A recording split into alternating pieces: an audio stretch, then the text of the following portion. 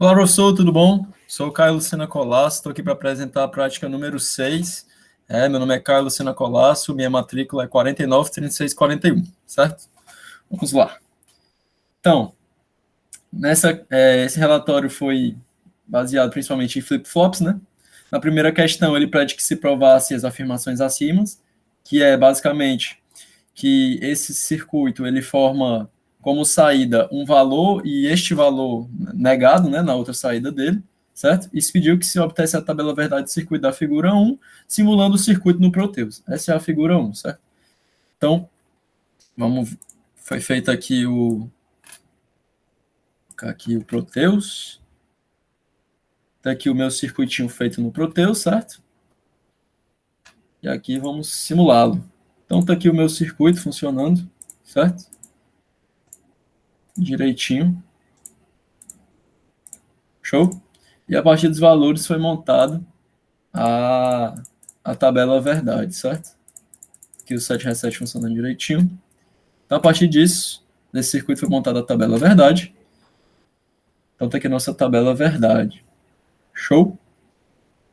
Quando é B0, os dois valores dá 1. Isso aqui é inválido, né? Tá? Por causa do Proteus, enfim. Mas tá aqui a minha tabela verdade baseada de acordo com o Proteus, né? Porque o que foi dito foi que se obtesse a tabela verdade do circuito, simulando o circuito no Proteus. Se fosse presencial, isso daqui seria algo inválido, né? Mas como foi no Proteus, esse daqui é o resultado. Show? Terceira questão.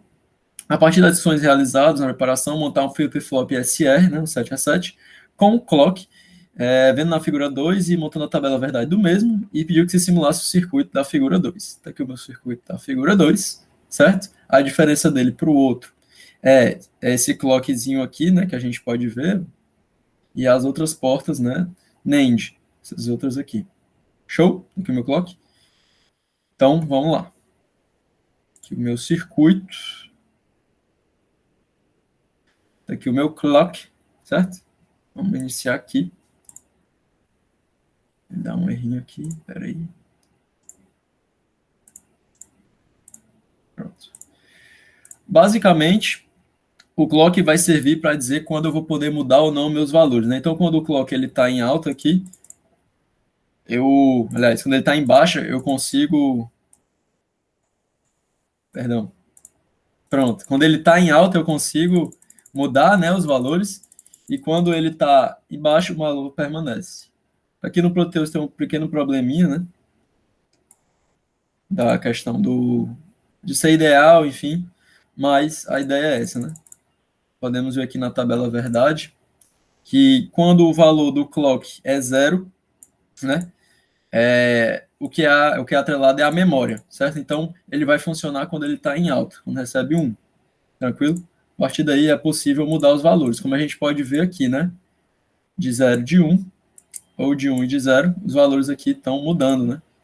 Aqui o 7 é 1, o valor é 1, aqui o 7 é 0, o valor é 0. E quando os dois estão em 0, aí vai ser o valor passado, que também é o valor da memória. Tranquilo? Show! Tá aí a tabela verdade montada direitinho. E também aquela mesma coisa do primeiro, né? Todos os valores aqui 1, lá vai dar um valor, ele vai dar um valor que existe, né? Sendo que na vida real isso aqui é inválido. Show? Eu coloquei na tabela como inválido. Certo. Isso aí foi a questão 3 e 4. Vamos para a questão 5. Utilizando os dois integrados sugeridos abaixo, simule o circuito da figura 3 e monte a tabela verdade. Aqui a minha figura 3. Show? Vamos lá para o Proteus e aqui eu mostro a tabela verdade. Então tá aqui o meu circuito. Aqui eu coloquei, né, de acordo com o que o professor falou no vídeo da aula, para um switchzinho, né, para uma chavezinha para poder ficar, para dar um valor inicial para as saídas, né, para poder dar certo a simulação. Mais uma questão da simulação do Proteus, né, mais uma particularidade. Mas aqui, ó, posso desligar e agora o meu sistema está funcionando perfeitamente.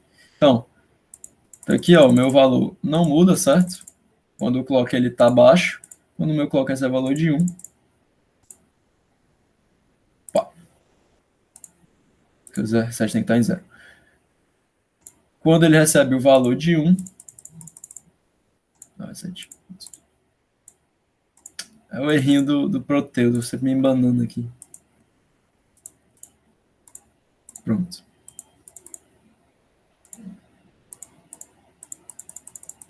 Ah, porque tá. Pronto, tá aqui. Fechei. Abri.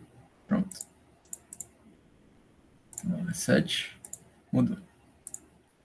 Então, basicamente, quando o meu clock está em 0, né, ele não vai ser alterado, vai ficar, por mais que eu mude o J e o K, o Proteus tem aquelas particularidades dele, né, por ser ideal, ele não simulou tão bem isso, mas por mais que no mundo prático, né, na vida real, por mais que eu altere os valores de J e de K, né, do set e do reset, ele não vai ter alterações aqui, né? Aliás, no J e no K, ele não vai ter alterações aqui, vai ser o valor que estava antes, né? Que é o valor de memória. Já quando eu dou o valor 1 para o clock, né? Tirando essa particularidade aqui, que ele ficaria comutando, né? Ficaria trocando de valores, que no Proteus também não dá para ver. E fora essa questão de o J e o K estão em 0, porque ele também vai puxar o da memória. Quando a gente bota o valor do J com 0 e o do K de 1, a minha saída vai ser 0, e quando eu boto o valor de J como 1 e o do K como 0, a minha saída vai ser 1 também. Show? Aqui minha tabelinha é verdade. Mostrei o circuito que foi simulado, né? Show. Pronto. 6. Simule o circuito da figura 4 utilizando somente portas NAND e levante a tabela verdade. Aqui no Word ficou meio diferente, né? Mas tá aqui o PDF de bonitinho, que é a figura 4. Tranquilo? Então, simule o circuito da figura 4 utilizando somente portas NAND e levante a tabela verdade. Então, vamos lá.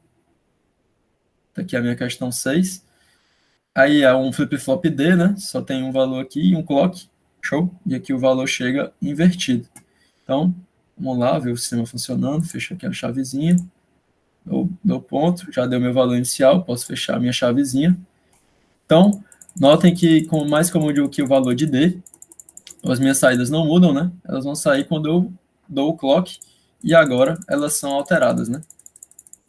Como vocês podem ver, o do clock ela não muda mais. Quando eu boto o clock, ela passa a poder mudar. Show? Então tá meu circuito bonitinho. Tá. Tá aqui a minha tabela verdade, né? Quando o meu clock tá 0, não importa o valor de D, né? Eu mostrei para vocês que eu ficava lá apertando e não dava nada. Fica o meu valor de memória, o meu valor que estava antes. Quando o meu clock tá em 1, né? Aí é possível fazer mudança. Então, eu mudo o valor de D e as minhas saídas mudam. Então, quando meu valor de D é 0, minha saída é 0, principal, e quando eu mudo meu valor para 1, saída do que é 1. E o outro é diferente, né? Show! Na 7, tomando como base a figura 5, eu explico detalhadamente o funcionamento dos circuitos detectores de borda. Então, tá aqui o meu circuito, né? Direitinho, e ele pede que se explique esses dois e esse, né? Individualmente. Então, isso aqui é o circuito 1 de borda positiva e o circuito 2 de borda negativa. Falando de forma prática, né? Seria no mundo real, quando eu coloco essa porta lógica, ela deve causar um atrasozinho no meu bit, né? No meu sinalzinho que passa por aqui por cima, em relação ao que passa embaixo. E essa diferença é para fazer com que haja um delayzinho entre um espaço de alta e um espaço de baixa, né? Que seria a questão da borda. Então, os dois circuitos aqui, eles fazem a mesma coisa. A diferença é que esse daqui, essa porta, né, ela pega as entradas e inverte. Então, esse delayzinho, ele faz o trabalho do clock, sendo que ele é como se ele desse só um toquinho, né? Ele dá só um toquinho para o teu sistema mudar o valor da saída, né? Rapidinho, e depois ele volta ao valor, né? O clock volta ao valor normal. Então, ele serve basicamente para dar um toquinho lá e o teu sistema mudar, né? Ou não, se não tiver mudado a memória passada, né? A diferença entre esses dois é onde o controle passa, né? Esse da borda positiva, o controle é bem no começo. Já o da borda negativa, o controle é no final. Então, os dois são utilizados em sistemas, né? Em circuitos.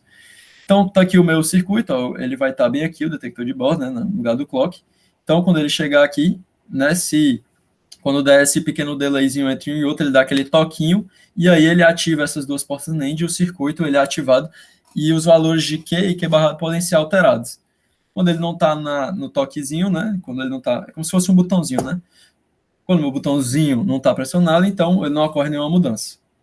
Show? Por mais que eu mude o set reset aqui. Então, foi basicamente isso, o relatório número 6. Muito obrigado pela atenção e valeu!